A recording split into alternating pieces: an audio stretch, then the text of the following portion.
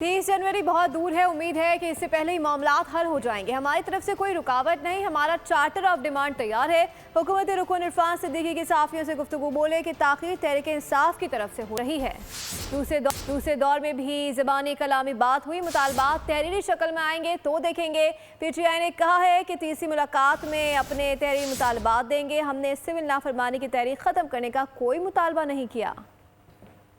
वो तो डेडलाइन दे रहे हैं कि 30 जनवरी तक ना हुआ तो हम चढ़ाई कर देंगे, हम कुछ और कर देंगे। जनवरी अभी बहुत दूर है, हमारी तरफ से कोई ताख़ीर नहीं हो रही है। ये जो ताख़ीर हो रही है ये उधर से हो रही है। आज भी ज़ुबानी बात हुई है, ज़ुबानी कलामी बात हुई है। और मुलाकात चाहते हैं इमरान खान साहब से, ताकि वो उनसे मुकम्मल गाइडेंस ले सकें, रहनुमाई ले सकें, और उसके बाद वो फिर एक चार्टर ऑफ डिमांड अपना तहरीरी तौर पर देना चाहते हैं। ठीक है, माकूल बात थी, तो उसको हमने इंडोर्स किया।